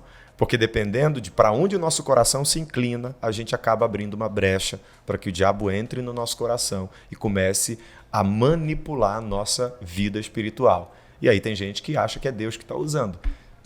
No caso de quem está fazendo, além da questão do valor, da igreja cheia, também tem a questão do status, né? Eu vi um pastor, um livro que eu li, alguma coisa, uma ministração, um livro. Claro, é em inglês, e a palavra é... Ele estava sentado num local, um pastor de muitos anos, já idoso, sentado com outro pastor, e aí passavam umas moças, né, bonitas, e aí o pastor dizia, rapaz, virou o pastor e falou, a gente tem que tomar cuidado, porque pode passar os anos que forem, mas os 3 Gs são os que sempre derrubam um ministério pastoral. E aí falou, gold, girls and glory. Dinheiro, o amor ao dinheiro, só querer dinheiro e se corromper totalmente para ter mais dinheiro, porque isso dá dinheiro hoje. Muito dinheiro. Né? O camarada vende profecia, o camarada levanta, vai para lugares que ele entrega uma profecia para um famoso, para um jogador, para uma pessoa e fala, e aquilo mexe. Infelizmente, a pessoa se vende pelo dinheiro. E eu falei gold, que significa ouro, girls, que é mulher, né? A questão da sexualidade sempre esteve, é uma coisa que derrubou ministérios ao longo da história de pessoas aí, e ainda vai acontecer muito, que o Senhor continue guardando a gente. Verdade. E glory, que é a questão da fama, da glória. Porque o cara, não, isso aqui é profeta. Isso aqui é profeta, isso aqui revela até o esqueleto. Então isso também mexe. Às vezes a pessoa é o raio-x, né? Uma amiga minha, Raquel, ela falou assim, eu conheci o fulano lá que era o pastor raio-x. A pessoa, às vezes, de fato só que o povo coloca isso, né? É o glamour, né? Coloca essa coisa na pessoa e a pessoa tem um talento. Se a pessoa não vigiar o coração, irmão, e não vigiar um dia nem 2, é o vigiar sempre. Verdade. Porque por saber que você é profeta, vão querer que você vá na igreja, no culto. Tem gente que não tem dinheiro nenhum, não está atrás do dinheiro, mas ele gosta de ser conhecido como profeta. E aí todo culto a pessoa fala assim, tem alguma coisa para mim? Eu já vi gente fazendo isso comigo. E aí, tem alguma coisa? É normal, um culto, a consagração, a pessoa fala assim, alguém teve alguma coisa de Deus, queira compartilhar, respeito, tradição, sempre foi assim. Agora tem gente que fala alguma coisa, arranca aí alguma coisa. Então fica aquele negócio de, sabe, vamos juntar um monte de profeta para ver se vai sair, aí fica um profetizando pro outro, que vou fazer, que vai acontecer, aquelas mesmas coisas superficiais, às vezes, simplesmente para falar que Deus falou. Verdade. Eu não esqueço uma vez que eu fui visitar uma senhora, orei por ela, e a filha era crente, e tinha se convertido numa igreja que não tinha base doutrinária, né? E ela estava sem emprego, né? E passando por algumas dificuldades, a família destruída, e ela disse que tinha ido ao monte. E no monte, Deus usou 7 pessoas para falar com ela. Um dia, no monte. Deus tomou 7 pessoas, falou da minha vida sentimental, falou da minha vida ministerial, falou da minha saúde, falou isso. Só não falou da questão financeira do trabalho. Quase que eu levantei e falei, eis que te digo, toma vergonha na cara. Quase que eu falei, Jesus, que tenha misericórdia de mim. Porque, infelizmente, as pessoas procuram isso. Né? Exato. E fica, às vezes, mistificando a questão do monte que a gente gosta, busca. Mas as pessoas mistificam isso. Isso aí. E aí gera toda essa complicação. Mas, infelizmente, o Senhor disse que há de vir nessas coisas, que é bom também que venha, de certo modo, para que se revele quem é e quem não é. A gente tem que tentar conviver com isso, mas não ignorar. Claro. Porque a pessoa tenta invalidar a questão do dom, falando, porque tem muita mentira, tem muita coisa. Então, não vamos já buscar, não vamos mais aceitar, não vamos mais permitir isso. Eu não acho que seja um bom caminho, porque isso é algo que Deus entregou para a igreja para a edificação do corpo. E eu acho que o que a gente tem que buscar é equilíbrio. É isso que eu estou dizendo. Então eu sempre disse para a igreja lá, gente, Deus fala. Então, povo, não é todo culto, mas tem culto que eu profetizo, entende? Ali, operando no dom profético mesmo. Tem dia que Deus me mostra as coisas e eu digo, vem cá. A gente tem testemunho lá de pessoa que não podia engravidar e Deus me mostrar. E o que eu vi? Eu vi um anjo com a semente. O anjo vinha com a semente e botava no ventre. Aproveita e tira essa minha dúvida que eu queria Você perguntar tá justamente isso. Como é que você vê anjo? De que forma? Você vê a imagem? Tem uma característica específica? É a imagem mesmo, entende? E como está vestido e o que tem na mão e o que está fazendo. Então, por exemplo... Com asa, daquele jeito que o pessoal não tem no estereótipo, não. Biblicamente, né? A gente tem, na teologia, quando se estuda sobre os anjos, os seres alados e os que não são seres alados. Sim. Entende? Então nós temos anjos alado, com asas. gente, é com asa. Isso. Tá? Nós temos anjos com asas e anjos que não têm asa. Na forma mesmo de varões, entende? Então, eu nunca vi anjo com asa. Nunca vi. Todas as vezes que eu tive a experiência, eu vi varões vestidos de branco, entende? E ali, dentro da visão, eles apareciam me dizendo o que estavam fazendo. Nesse caso, eu vi uma senhora já de quase 40 anos, casada, está lá no culto, e ela tinha uma filha de 17 anos. Só que ela já estava no segundo casamento e o marido não podia ter filho. E ela também não, já tinham feito vários exames. Mas era sonho dele ter filho. E eu não sabia de nada disso. E aí eu vi um anjo, vestido de branco, que vinha na frente dela, e eu vi que tinha uma semente, e ele botava a semente no útero dela. E eu disse, irmã, vem à frente. Ela veio, e aí eu contei o que eu estava vendo. Eu falei, Deus hoje faz um milagre no seu ventre, e você vai abraçar esse milagre. Pedi uma irmã para botar a mão no ventre dela. Tá lá a menina, 2 aninhos, a Estezinha, entende? Hoje ele, ela, tudo congrega lá com a gente. Então eu creio, sabe? Deus revela, eu creio nessas coisas. Os dons estão aí. Só que é isso, é o equilíbrio. Nem todo culto eu sou uma máquina de revelação. Nem todo culto eu sou uma máquina de visão. Nem todo culto eu sou uma máquina, entende, de profecia. E aqui eu estou citando visão, mas é bom sempre os irmãos saberem que visão não é um dom, né? Não está entre os 9, mas é uma manifestação da graça de Deus. Eu costumo chamar de arrebatamento parcial de sentidos. Entende? A visão. Então eu acho que falta hoje equilíbrio. E eu também acredito que Deus possa usar alguém num culto só 10 vezes. Eu creio nisso. Deus pode fazer o que ele quiser. Só que o grande perigo é essa pessoa tornar isso o quê? Uma regra e se tornar refém de sempre ser essa máquina de profecia e de revelação. Aí o inimigo pode entrar exatamente com o espírito de engano por causa do coração. Deus meu. Que o Senhor nos guarde. Vai, Fabrício, quer falar alguma coisa ou pode seguir? Segue. Gente, eu já saí do roteiro aqui, mas eu queria perguntar, claro, né? Pedindo que você fique à vontade para falar alguma coisa, mas tem um acontecimento específico, poxa, de tanto isso que você já contou, né, de ver anjo, da salvação dos seus pais, da situação do seu pai, mas um acontecimento específico que marcou sua vida. Talvez não tenha sido o principal, mas algo que vem à mente. Com 17 anos, o que me marcou, assim, me veio à mente, é que eu comecei a pregar aos 14. E aí, 14, 15, 16, 17 anos, eu já tinha ali uma certa estradinha pregando. Uhum. E a minha rotina era estudar, à tarde pregar, à noite pregar. Isso entrou no automático. Você prega, você sabe que se a gente se permitir, a gente vira profissional. Sim. Então, a partir do momento que aquilo entrou no automático, eu comecei a perceber com os meus 17 para 18 anos, que os milagres do início não aconteciam mais. Pregava, a igreja glorificava, tudo, beleza. E aí eu nunca cobrei nenhum real para pregar. Mas eu recebia as ofertas, as ajudas. Então, querendo ou não, aquilo entra no nosso coração e a gente fica confortável. Então, quanto mais agenda eu tinha, mais oferta eu recebia, conseguia comprar as minhas coisas, um jovem. E aí eu fui percebendo com o tempo que essas manifestações, sabe, da companhia sobrenatural do Espírito Santo já não existiam. E aí eu fui orar, fui falar com Deus e perguntar o porquê que aquilo não estava mais acontecendo. Para minha surpresa, nesse dia eu demorei bastante tempo no quarto. Foi quando eu senti a presença de Deus muito forte no quarto e eu perdi as forças. E aí eu fui arrebatado em sentidos.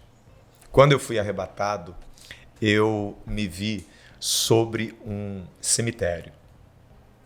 E eu olhava para baixo, via um caixão fechado e uma cova aberta. E na hora eu senti medo. Eu achei que alguém da minha família ia morrer e Deus estava querendo me mostrar aquilo. Mas de repente eu ouvi a voz de Deus dizendo, não, ninguém vai morrer. E é engraçado, porque no mundo espiritual a gente não abre a boca para falar. Quem já teve experiência de arrebatamento de espírito ou de sentido sabe que tudo é aqui, tudo é no espírito. E quando eu pensei assim, meu Deus, quem vai morrer da minha família que o Senhor quer me mostrar? Ele respondeu e eu ouvi, ele dizendo, ninguém vai morrer, já está morto. E aí quando eu ouvi aquilo, eu disse, mas quem já está morto? A tampa do caixão abria e eu me via deitado dentro do caixão. Eu me apavorei. Eu disse, Senhor, eu vou morrer? Ele repetiu, não, você já está morto. Você não me perguntou por que os sinais não acontecem mais? É por isso. Você está morto. Pregando. Você está morto. E aí o Espírito Santo começou a falar comigo. Lembra de como você se converteu? Lembra das madrugadas em cima da laje? Lembra de quantas noites você passava jejuando, me buscando? Lembra dos montes? Lembra do desejo que você tinha? Você só queria aprender as Escrituras. Você não queria ser pregador. Você só queria ter experiência comigo. Enquanto você se movia em espírito puro, tu estava vivo e é por isso que eu operava. Só que você está entrando pelo caminho da grande maioria que um dia eu levantei. Você está se transformando em um preso ao ministério e esquecendo da devoção. Marco, quando eu voltei outra pessoa. Eu voltei com uma consciência sobre devoção que eu nunca tinha tido. Eu comecei a tolir as minhas agendas, a retirar aquela correria. Para quê? Para que eu tivesse tempo de manutenção da vida espiritual. Aquela experiência que eu tive lá com os 17 para 18 anos nortearam a pessoa de hoje. Porque lá eu comecei a entender que o sucesso do meu ministério não eram as agendas. O sucesso do meu ministério não seria os locais que eu alcançaria. O sucesso da minha agenda sempre seria, mesmo que uma agenda no mês, 2 agendas no mês, seria eu estar representando o reino e acompanhado pelo Espírito Santo. Eu não podia pregar a todos e me perder, como disse Paulo. Então, essa experiência me marcou porque eu caminho hoje com ela na minha cabeça, muito viva. E sempre que eu percebo que os afazeres da igreja estão tirando o tempo da devoção, eu piso no freio e começo a recalcular a rota para que eu não morra espiritualmente e continue achando que estou vivo. Dito isso, eu lembrei de uma fala do pastor Paul Yong-Shu, presidiu a maior igreja do mundo durante muitos anos, e ele falou que viajava o mundo inteiro para pregar, inclusive ao Brasil, pregou muitas vezes. Eu gosto de ver pregação antiga, às vezes eu aprendo alguma coisa. E ele disse que tinha a vaidade de ligar para a esposa dele, sendo pastor presidente, estando rodando no mundo todo, para saber como é que estava. Ele dizendo, imagino que a igreja esteja sentindo falta do seu pastor presidente. Poxa, a minha igreja tem milhares e milhares de fiéis e ele queria saber como é que estava o andamento da igreja, se tinha tido algum problema para ele resolver, porque ele era pastor presidente. E a resposta da esposa foi, quando você sai, a igreja melhora. Por quê? Incrível. Porque, de certo modo, bateu nele, naquela vaidade, no sentido assim, a igreja está caminhando de vento e popa, a igreja não depende de você. Maravilha. E outra experiência que ele contou, e pessoas contaram, que ele tinha acesso ao presidente por causa do nível, tamanho da igreja, e o presidente às vezes queria falar com ele, e a orientação da secretária é, não pode atender agora, porque ele está orando. Ele aprendeu isso que você falou.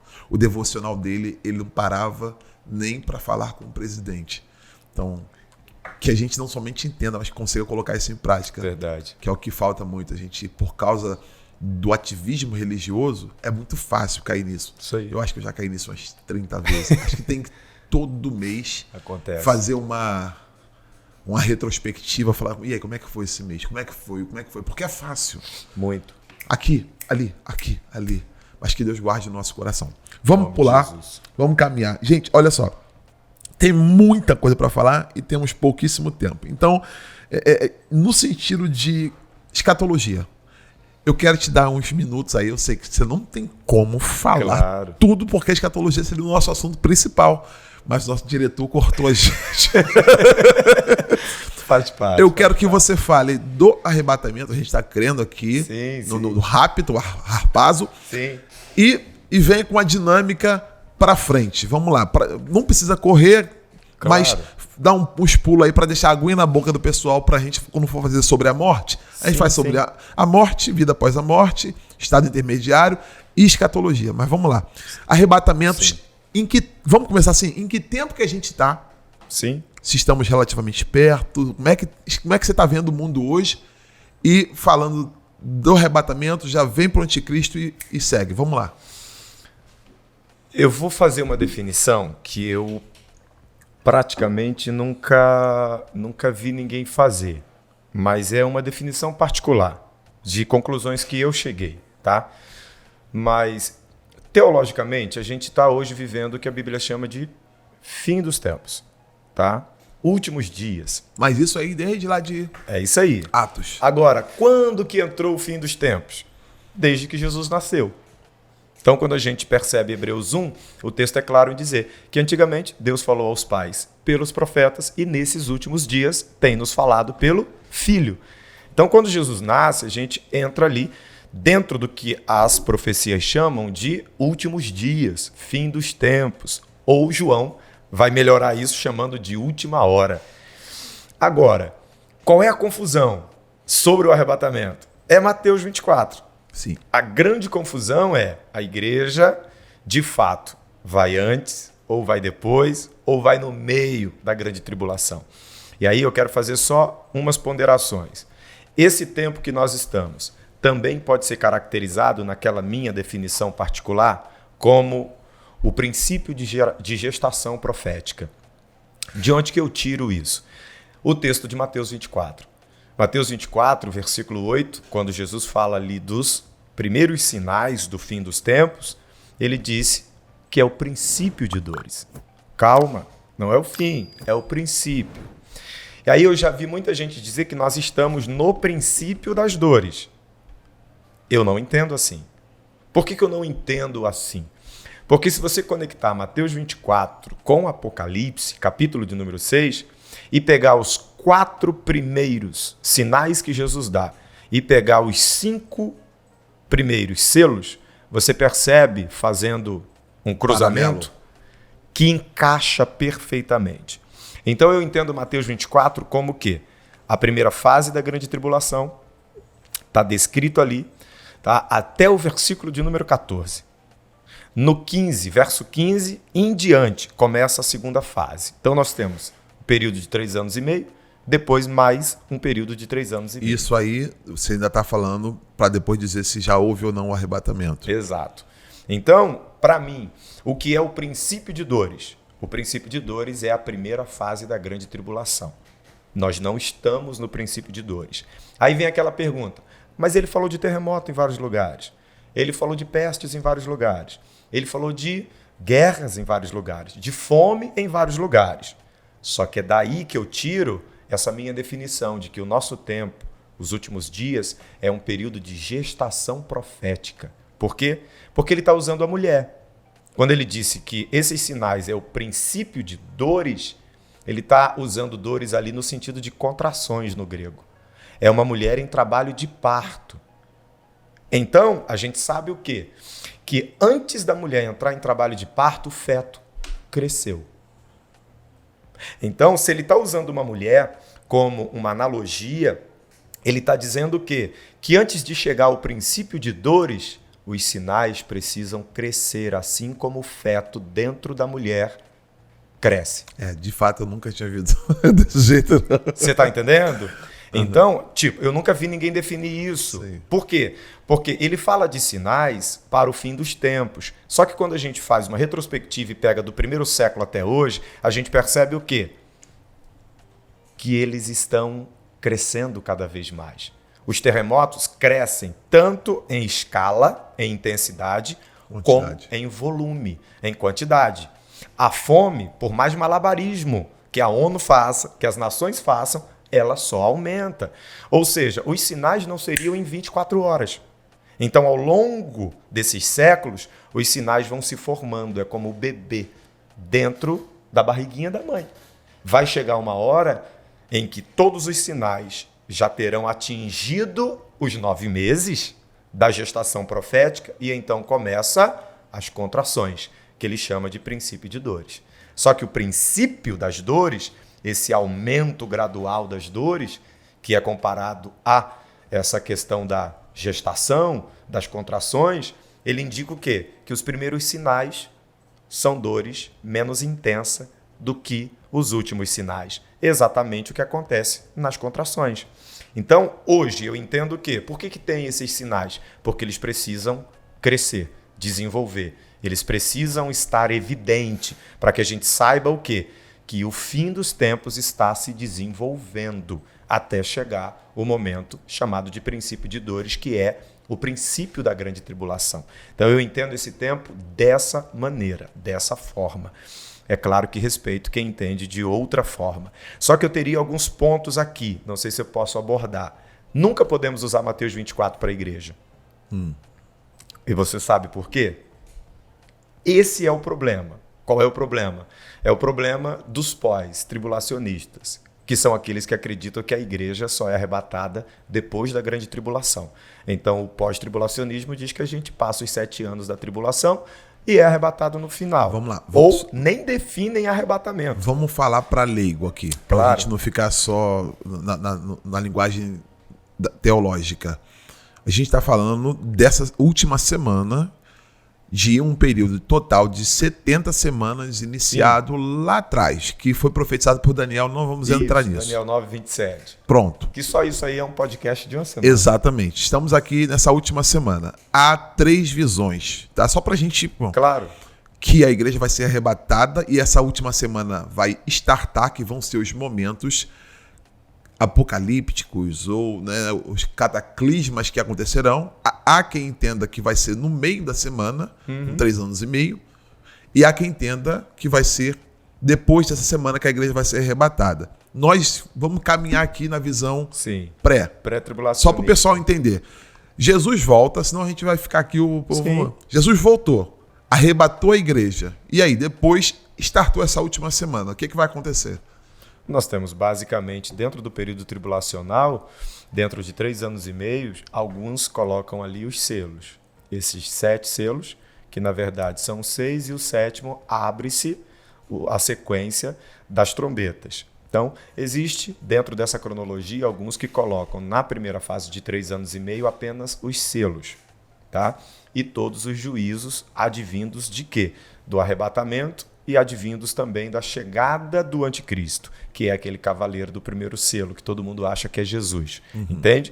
Então ele vem para conquistar, ele vem para vencer, ele vem na diplomacia, ele aparece no cavalo branco, que representa a falsa paz. Ele tem um arco na mão, mas não cita a flecha. Por quê? Porque ele na primeira fase não conquista pela força, ele não conquista pela violência, ele conquista pela diplomacia, pelo discurso de paz. E aí começa então os juízos dos selos. Depois a gente entra nos juízos das 7 trombetas, o juízo das 7 taças. Depois dessa cronologia dos juízos, a gente tem ali no finalzinho a batalha do Armagedon. Nessa batalha ele julga o anticristo, entende? Julga o falso profeta, o seu auxiliar religioso, e depois estabelece o milênio, que aí é uma outra discussão também muito, muito demorada. Depois dos 1000 anos, que na nossa visão não são simbólicos, são 1000 anos literais, a gente tem aí o que a gente chama de juízo do trono branco, que é o juízo final para o estabelecimento do estado eterno, do reino eterno de Deus na Terra. Olha, essa pergunta que eu fiz foi injusta, totalmente injusta. Isso aqui foi só para ficar água na boca de vocês, para vocês pedirem para a gente fazer um só de escatologia e vida após a morte, ou vida após a morte. Ó, coloca aqui, ó, hashtag escatologia. Pronto, porque assim, é injusto falar sobre isso, e ele é um especialista nisso. A gente trouxe ele aqui para falar especificamente sobre isso. O diretor cortou. Mas são tantos assuntos, né? Muito Muito assunto. Eu preciso ir pro bate-bola final aqui. que é um quadro que a gente coloca aqui, que é Eu Sou Meio, já que o nosso programa é meia conversa. Então eu vou fazer uma pergunta, ele vai falar eu sou meio isso, eu sou meio aquilo, pra gente encerrar. Vamos lá. Pergunta de resposta rápida, tá? Em relação à teologia da prosperidade, eu sou meio... Eu sou meio cético. Certo. Acerca do movimento da hipergraça, explicando o que é a hipergraça, que a graça ela é tão abundante que ela cobre tudo, inclusive, vamos colocar de uma maneira caricata aqui, você pode viver uma vida relaxada, uma vida largada. Eu não estou criticando, tá? Eu só estou colocando de maneira bem caricata, simples para alguém entender, mas você pode viver uma vida de qualquer forma, o que a graça te cobre. Acerca desse pensamento da hipergraça, eu sou meio irado. Bom. Vamos lá. Acerca dos pregadores que revelam, entre aspas, e pedem oferta de Pix através da internet. Eu sou meio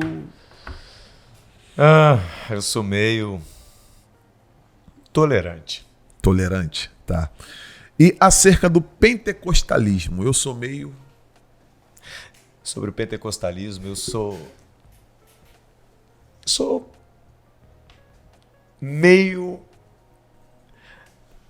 apaixonado. Meio apaixonado. Meio apaixonado. Porque se eu for totalmente apaixonado, tem coisas que eu reprovo. Entendi. Uma última pergunta. É algo que para você é muito mais valioso que dinheiro? Minha família. Totalmente minha família. Família para tudo. Família em tudo. Deus é óbvio. Eu jamais falaria Sim, Deus. Claro. Mas você me oferecer Dubai com todas as riquezas, prefiro minha família aqui do jeitinho que a gente está. É o seu maior legado. Meu maior patrimônio. Com isso a gente encerra agradecendo meu amigo pastor Davi Viana, pedindo agradeço. que você volte aqui, pelo amor de Deus, em breve. O pessoal comenta para ele voltar, mas aí quero que você se despeça também e convide o pessoal, quem estiver da região, que queira conhecer a sua igreja. Já aproveita na câmera 2, tá? Dá suas redes sociais Isso, e deixa uma mensagem de incentivo aí pro pessoal e também para aqueles que estão iniciando na pregação, no ensino, no estudo. Queridos, obrigado. É ali? Aqui, ó. Marco, obrigado. Fabrício, obrigado. Obrigado a toda a equipe. É um prazer estar aqui. Foi muito bom esse bate bíblico, né? Lá fora a gente dizia bate-bola. Muito bom, gente. Que Deus abençoe a vida de vocês. Eu espero que tenha sido edificante para vocês. Eu espero que no meio de tanto conteúdo controverso, a gente tenha conseguido aí ajudar vocês em algum assunto que de repente era a sua dúvida. Meu conselho para os pregadores: sempre, joelho no chão. Tudo que a gente faz para Deus é por meio do Espírito Santo. Então, jejum, oração, devoção, conhecimento bíblico é sempre bom, teologia é sempre bom, mas fogo no coração é mais importante do que teologia. Até porque, se nós estivermos com o coração cheio do fogo do Espírito Santo, ele nos tornará pessoas hábeis e capacitadas para falar a sua palavra, mesmo que você não tenha vasto conteúdo teológico. Então, o meu clamor é que Deus levante nessa nação jovens, rapazes, moças, cheios do Espírito Santo, com uma vida devota, que tenha sempre como prioridade viver em oração e santidade.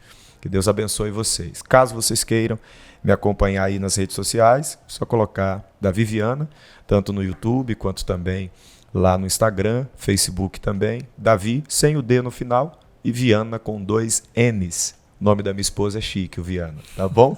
Deus abençoe vocês. Até breve, até a próxima, se Deus permitir. Muito em breve. Meia conversa, meu irmão. Tamo junto. Obrigado. Glória a Deus. Fechou. Tamo junto.